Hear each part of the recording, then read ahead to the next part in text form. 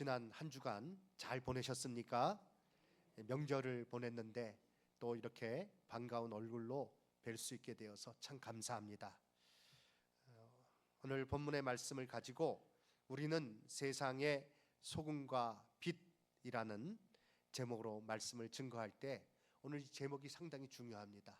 그래서 큰 소리로 외쳐보고 말씀 끝날 때 이 제목의 의미가 무엇인지를 마음에 새기고 복되게 살아갈 수 있는 우리 모두가 되길 바랍니다. 우리 크게 외쳐보겠습니다. 시작. 우리는 세상의 소금과 빛. 아멘. 내가 세상의 소금과 빛이고 옆에 있는 성도님이 세상의 소금과 빛입니다. 우리 서로에게 이렇게 인사하겠습니다.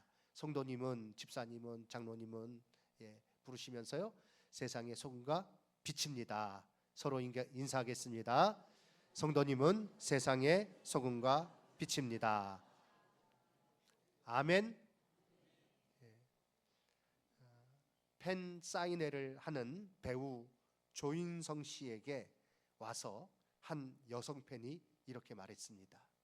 제가 직접 영상을 본 거예요. 이거는 와서 이제 자기 순서가 되니까 조인성 씨하고 악수를 하면서 얼굴에 김 묻었어요. 이렇게 얘기를 하는 거예요. 배우 조인성 씨가 당황해가지고요, 막 이렇게 막 보고 막 이렇게 막 입을 닦고 그랬습니다.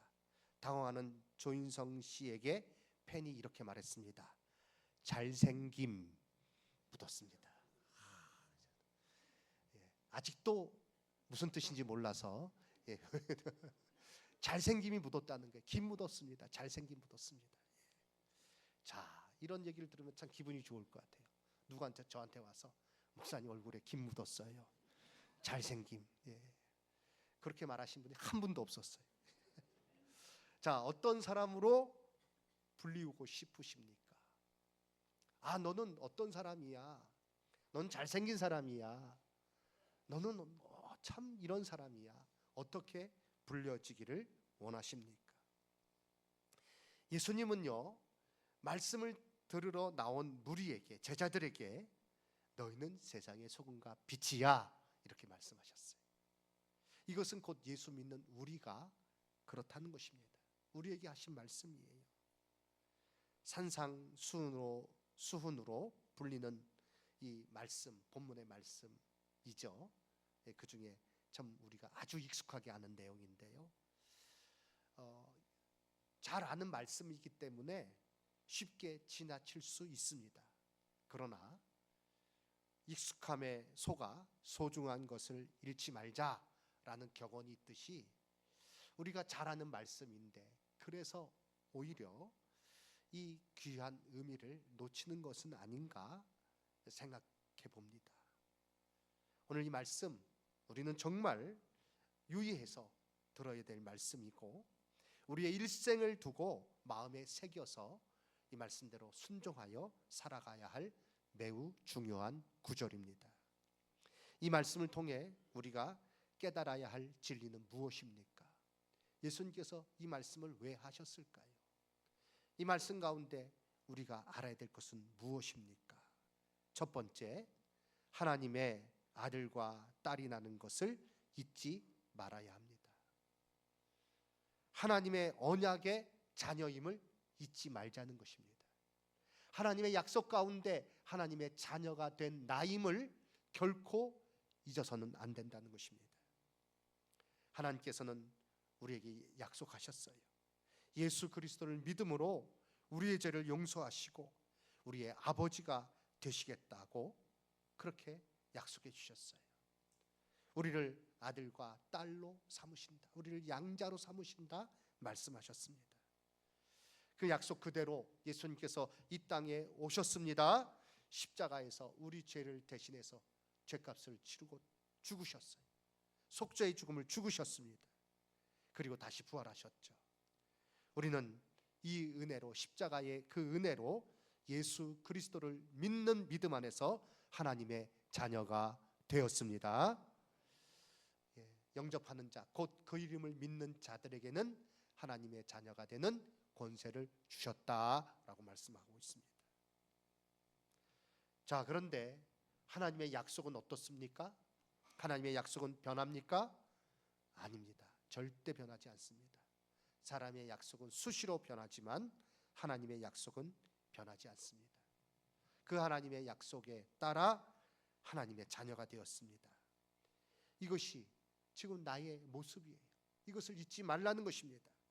너희는 세상의 소금이다 라고 말씀하셨을 때 이것은 하나님의 약속 가운데 너희가 나의 자녀가 되었다, 하나님의 자녀가 되었다, 하나님의 언약의 백성이다, 하나님의 양자 되었다 하는 것을 우리에게 가르쳐 주신 것입니다.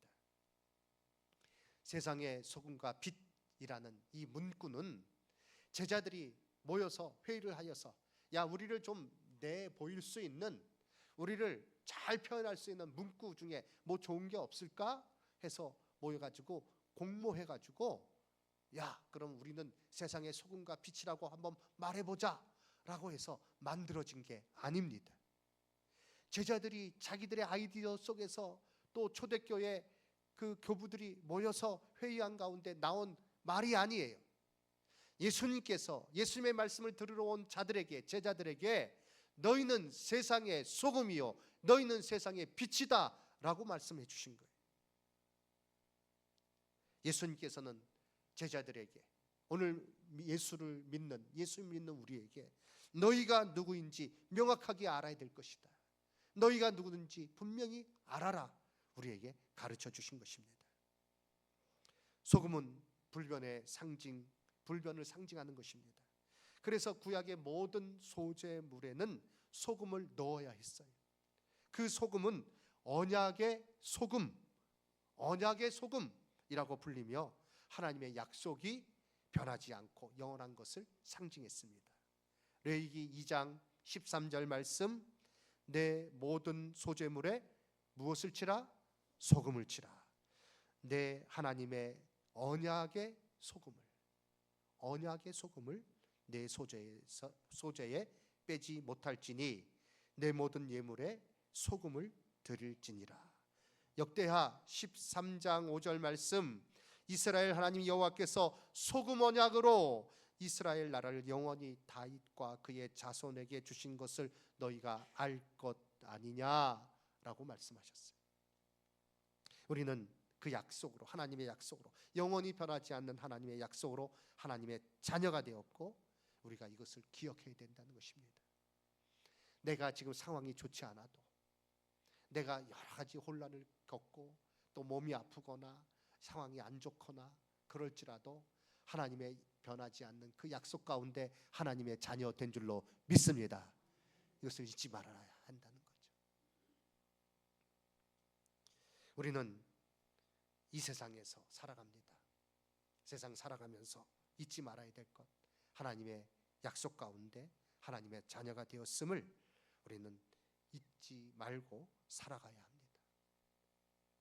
그 맛을 잃어버리면 안 된다는 거죠. 마가복음 9장 50절 말씀, 소금은 좋은 것이로되 만일 소금이 그 맛을 잃으면 무엇으로 이를 짜게 하리요? 너희 속에 소금을 두고 서로 화목하라 하시니라.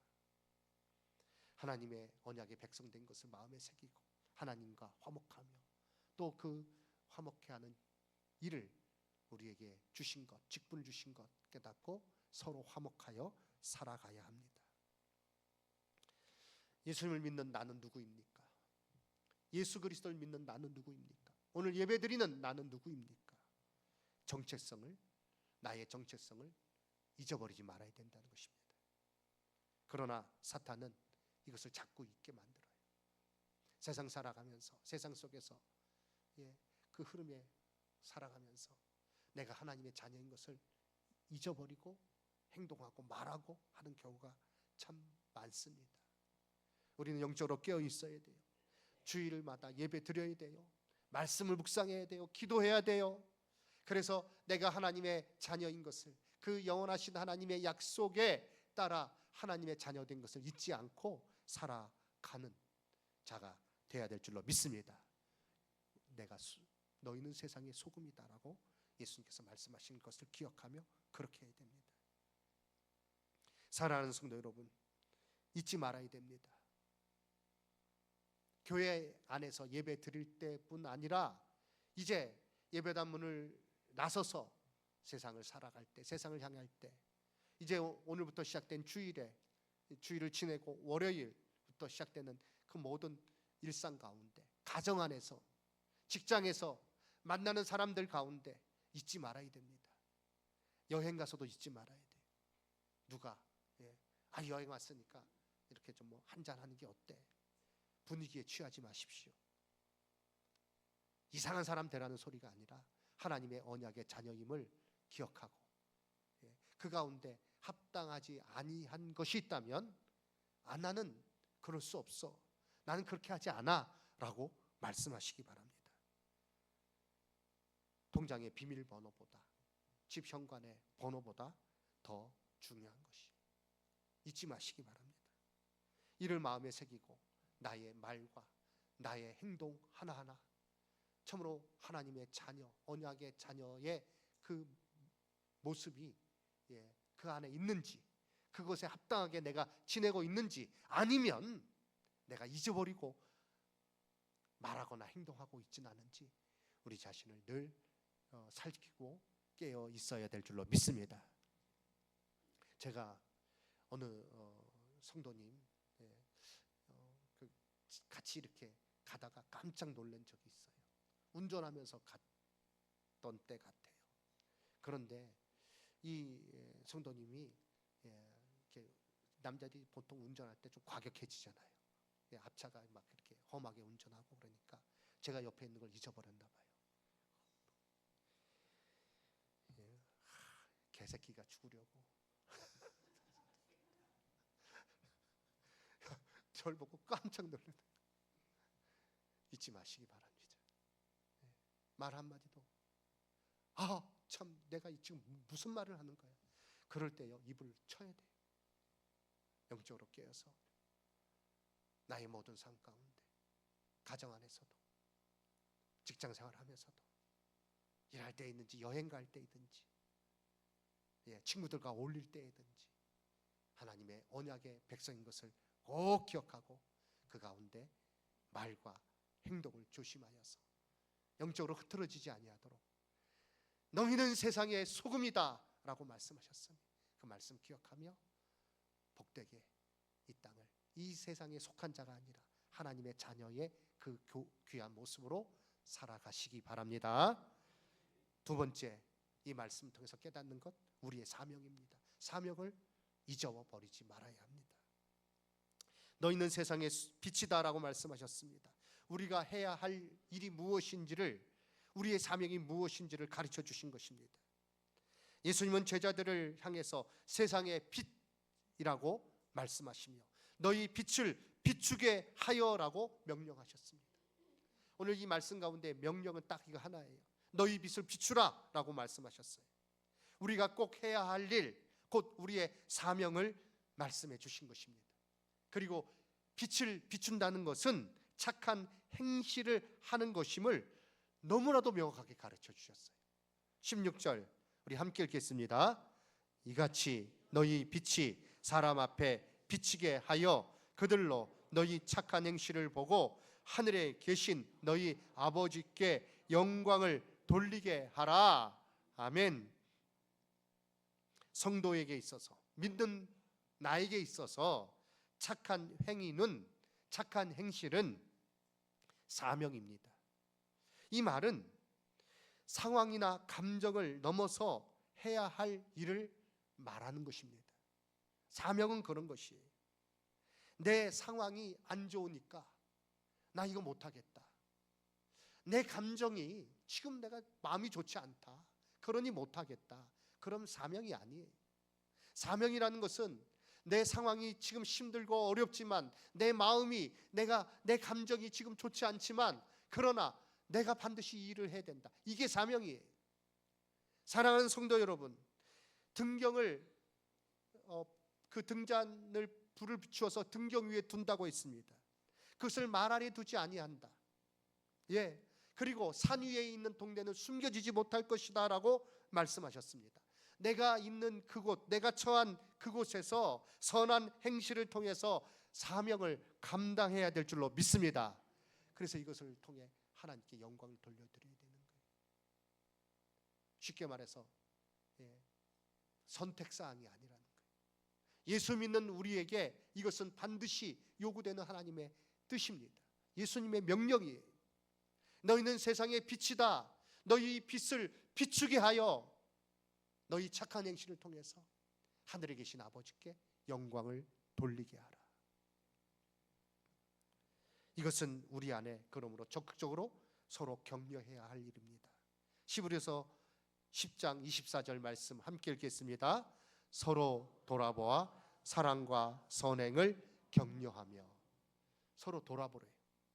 그리고 사랑과 선행을 격려하래요. 누가 팔짱 끼고 예수 믿는 그 성도 같이 신앙생활 하는데, 같이 셀 안에 있는데 착한 일에 빠져요. 그러면 너는 네 알아서 해라 라고 그렇게 말하고 신경 쓰지 않는 것이, 그것이 올바른 태도가 아닙니다. 사랑과 선행을 격려하라. 서로 돌아보아 사랑과 선행을 격려하라. 사실 하고 싶지 않은 사람 억지로 막 격려해서 하게 한다는 것은 쉬운 일이 아닙니다만 이 일을 할 것을 우리에게 명령하셨어요. 왜요? 말씀드린 대로 우리의 사명이기 때문에 그렇습니다. 하나님은 그렇게 하나님의 뜻에 순종하며 살아가는 자에게 그것을 복주시고 더할 힘을 주십니다. 고린도후서 9장 8절 말씀, 하나님이 능히 모든 은혜를 너희에게 넘치게 하시나니, 이는 그 모든 은혜를 넘치게 하시는 그 이유는 너희로 모든 일에 항상 모든 것이 넉넉하여 모든 착한 일을 넘치게 하게 하려 하심이라. 모든 선한 행실을 넘치게 하도록 하나님께서 우리에게 은혜를 더해 주신다고 말씀해 주셨어요. 사랑하는 성도 여러분, 이 착한 행실, 제가 예를 들자면 참 너무나 많아요. 우리 성도님들 가운데도 보이지 않는 곳에서 귀하게 섬기고 헌신하는 분들이 많이 계세요. 이번 명절 때는 하지 못했는데, 저희 집사람이 수술받고 움직일 수가 없어서 못했는데, 명절 때마다 귀하게 그렇게 섬기며 혼자 계신 분들을 섬기는 성도님들이 계세요. 그래서 교회에서 그렇게 성도님들의 후원을 받아서 귀하게 섬기고 합니다. 우리 연말마다 사랑의 선물 상자를 전달을 하죠. 그래서 한두 해 하고 말 줄 알았나 봐요. 근데 계속 하니까, 그래서 제가 우리 교회를 대표해서 표창도 받았습니다. 그런데 이렇게 대외적으로 드러나는 것, 그거 별로 원치 않는 일이에요. 우리는 내 삶 속에서 적은 것 하나, 누군가 외면하고 누군가 고개를 돌리지만, 그러나 하나님께서 주신 은혜를 기억하며 우리의 사명이 무엇인지를 기억하며 그곳에서 우리는 선한 행실을 통해서 우리의 빛을 비추는 자가 되어야 될 줄로 믿습니다. 이제 마지막 결론입니다. 하나님께 영광을 돌려야 한다는 거죠. 아멘. 산상수훈의 주제라고 한다면 천국 백성의 삶의 원리입니다. 다음 주부터요, 이제 8주간 통해서 팔복의 말씀을 하나씩 살펴보도록 하겠습니다. 이어서 이제 우리가 살펴보는 것입니다. 결론이라고 한다면 마태복음, 산상수훈의 결론이라고 한다면 마태복음 6장 33절이죠. 우리 함께 읽겠습니다. 그런즉 너희는 먼저 그의 나라와 그의 의를 구하라. 그리하면 이 모든 것을 너희에게 더하시리라.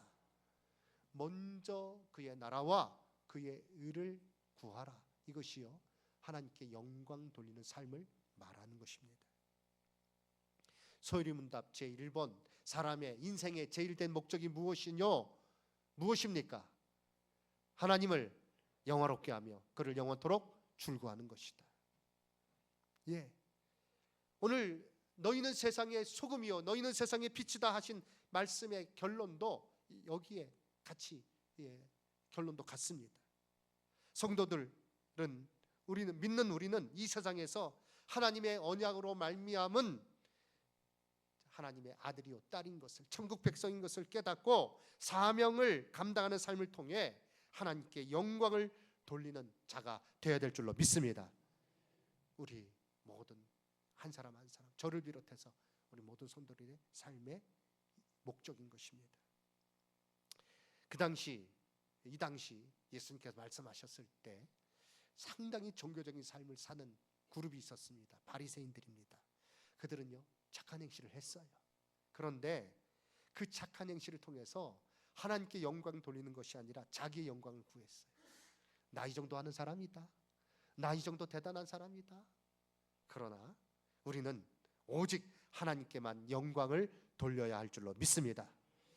내가 그렇게 살 뿐 아니라 다른 사람도 그와 같이 나를 통해서 하나님을 알고 하나님의 자녀임을 알고 하나님께 영광을 돌리는 자로 설 수 있도록 우리가 같이 말씀드린 대로 사랑과 선행을 격려하며 하나님 기뻐하시는 삶을 우리가 함께 살아가야 될 줄로 믿습니다.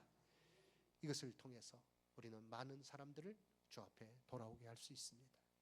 오늘 장로님 기도하셨던 것처럼 제천 2% 영혼을 품어 그리스도에게로 인도하는 귀한 사명, 바로 너희는 세상의 소금이요 빛이다 라는 이 말씀 우리가 마음에 새기고 순종함으로 이 말씀 그대로 우리 교회에 이 복이 임하게 될 줄로 믿습니다. 하나님 앞에 귀하게 쓰임받고 하나님 앞에 인정받는 삶이 되는 것입니다. 이제 말씀 마칩니다. 염광 무엇입니까? 우리 교회 이름이죠. 무슨 염자입니까? 소금 염자예요. 광 무슨 광자입니까? 빛광자예요. 노예 안에 광자로 끝나는 교회가 꽤 있습니다. 교육자에 모였을 때 우리 광자로 끝나는 교회 모임을 하나 만들까 뭐 이런 얘기도 했었는데 염광 교회 소금이요 빛입니다. 우리 교회 이름이자 우리 교회의 정체성입니다. 이것이 나의 이름이자 나의 정체성입니다. 이대로 살아가게 될 때 하나님께서 큰 은혜 베풀어 주십니다. 하나님의 자녀로 하나님께서 주신 사명을 잘 감당하여 주 앞에서 상과 면류관 받고 하나님께서 인정하시는 복된 삶을 사는 가운데 참으로 우리의 모든 하루하루가 감사로 지내는 삶이 되어야 되겠습니다. 그러한 성도님들 되시기를 주님의 이름으로 축원합니다. 아멘.